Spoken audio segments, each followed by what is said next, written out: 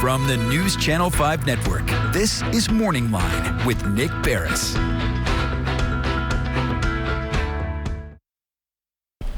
Good morning, everyone. Thanks for joining us on MorningLine. Nick Barris here on a Thursday, and I hope you're having a good morning. You're sitting back with coffee, relaxing, not heading out this morning, maybe getting ready for work later today. That's fine. All of that. You can join in the conversation as always. This morning, we're going to be talking about mental health.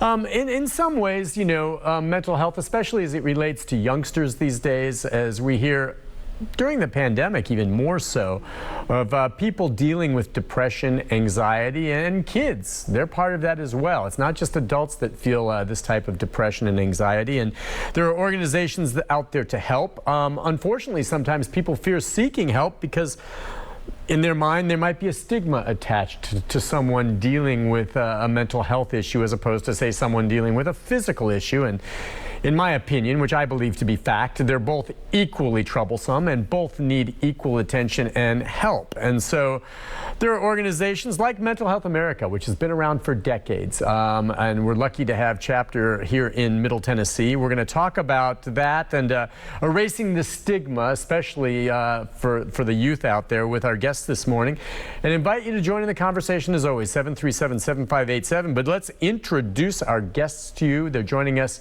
by Zoom, and with us we have Ashley Nunnally. She's with us, Middle Tennessee Program Coordinator and Supervisor of Erase the Stigma, and we'll talk about that with her in just a moment. And Tom Starling, President and CEO of Mental Health America here in Middle Tennessee. Thank you both for coming on this morning. Thank you. Thank you. It's good to have you here. It's a pleasure to have you both. And listen, I mean, there's so many places we can go with the topic this morning, but I think the focus maybe, and one reason we have you on, Ashley, is to talk about the stigma of mental health treatment and the like.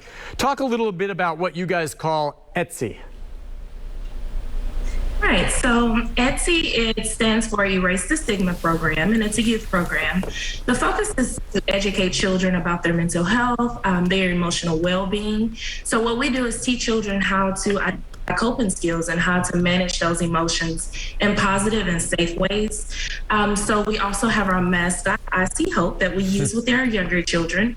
But this is to encourage students to speak up what they're going through. Is this something, I'm wondering, is it through assemblies at school, or how are these students identified, or how do they get the information to know, okay, I'm feeling lousy today, I don't want to go to school, I'm here and I just don't feel good? How do they know to go about seeking that attention? I mean, you know how kids are these days. I mean, they're not sure, and they're not always going to be the first ones to get in line for something like this. Right. So through our program, we use PowerPoint presentations and as well as story time for our younger kids. And we talk about what to look for, those signs. And we also identify what we call trusted adults. And those are our adults, our parents, our teachers, and other people that we identify that we think it's a safe environment for them to speak up to. Makes sense. And Tom, tell me, how big an issue is this? The mental health. I think back to when I was in school. I think I'm a little older than both of you, but I mean, this was not an issue back then, even though, I mean, that was discussed, even though I guarantee you people felt anxiety back then as well. So how big a problem is it these days among our youth dealing with depression and anxiety? It really is big. And, we don't address just depression and anxiety. I mean, it's everything from test anxiety and bullying and worry. I'm always surprised how many youth worry about their pets, worry about their grandparents, the unrealistic expectations that somebody has set for them, or perhaps the unrealistic expectations they have for themselves.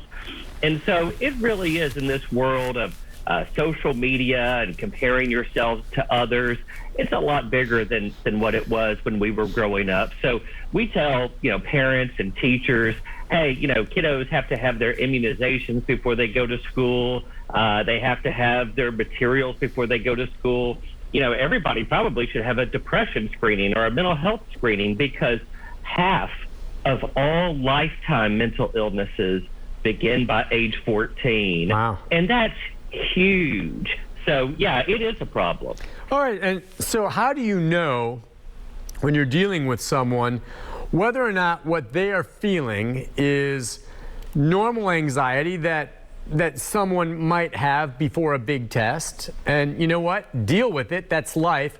Or it's an anxiety that is beyond that might be a problem. Because I think we all, in uncomfortable situations, might feel a little anxiety, and that's normal, right? I mean, you can't just brush that off. So how do you know when it's more than that and it becomes a problem? So You guys take turns. Go ahead. I'll go ahead and start. I would like to say that we do start all presentations off with letting our kids know that we are not clinicians and we are considered educators, where we're giving general information. But we talk about those symptoms and those signs, and we identify those trusted adults. So what we say is, if you're feeling that way, it's normal. You're never going to wake up and have 100% great day every day and be happy. But we want to make sure that you're having that conversation with those trusted adults, your school teachers and your counselors, and then you bring in even your pediatrician to see if you need that extra support for your mental health. But Tom, you go ahead. Yeah, go ahead, Tom. I was just going to say the same thing. You know, I think that it's important for kids just to know what they're feeling and why, and realize they're not going to be having that good day. But the great thing is this program that Ashley implements, it's 100% free to classrooms and churches and civic organizations for after-school programs. And it does teach two things. It educates you about mental and emotional health, and it helps people identify a trusted person they could go to for help. If that's a teacher, a coach, a minister, a parent, a neighbor, it's so important just to know who you can talk to about the feelings that you have. You know, and I would imagine there are varying degrees of this with kids, you know, and how it works. I just want to tell you about a situation that a friend of mine has with his daughter, all right? She was very high achieving all the way up to the point where she hit adolescence. By the time her sophomore or junior year, I don't know if something hormonal changed, but I mean, she was AP classes, she was high achieving, she was thinking about college, and boom.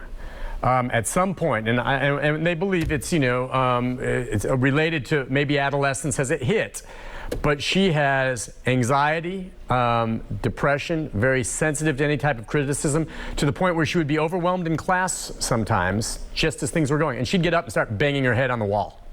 In class, in front of her peers. So that tells you just how bad it is if she's getting up and doing that where everyone sees her. You know how kids are with peer pressure. And it caught the family completely off guard. Very difficult situation. Still, you know, when she's feeling fine, she's a normal kid, but she really falls off the rails easily and quickly. And it's been very, very difficult. And that's, in my opinion, a severe case. But it's been very, very difficult for them to get a handle on this, between finding the right psychologists, psychiatrists, medications, counseling, all of that. It's been really difficult, and it's been years now, and it's still an issue. What about a situation like that? Tom, you want to? Yeah, you know, that is really tough. And like I said, half of all lifetime mental illnesses begin by age 14. And you look at people who are, you know, 12, 14, 18, going into college. I think many times, you know, certainly there might be some behavior changes when something kind of goes from being the worried well to perhaps being diagnosed with something like anxiety or depression or something like that.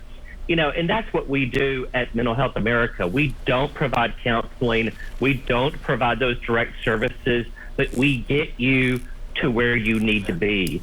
We have mental health screenings online that you can take for your children, or you could take yourself. We can direct you to counselors and therapists and local resources, even some of these DIY, do-it-yourself type of resources, because there is that stigma. So, you know, we ultimately are kind of like the Heart Association or the Cancer Society, but for mental health. And we can provide you the education, the literature, the screenings, the programs, the information, so you can make a well-informed decision as to what's right for your children or for your family. Yeah, and Ashley, did you want to follow up? I didn't know if, yeah, go ahead. I did, and I was going to say, and you said that it's been a very tough situation to take control of. We also introduced to children that there is a treatment plan if there is a mental health diagnosis, and that you have to trust that process. So we introduced the idea of counseling, introduced the idea of taking medication, and maybe having to change medications, but telling children that they do need to speak up about those side effects or those symptoms that may be causing them to feel overwhelmed. So we do introduce that process and advocate for those treatment plans as well. And to just trust the process. Yeah, and I want to talk more about that when we come back from the break, just about the process and then the counseling and the meds, and then, you know, making sure and how, especially when you're dealing with older kids, not the 14-year-olds, but maybe 16, 17, on how much personal responsibility as they age they have to take from that themselves as well, and how the parent has to know how much to push or not to push if they don't want to go to the darn counseling. We'll take a break. We'll be back with more with our guests right after this.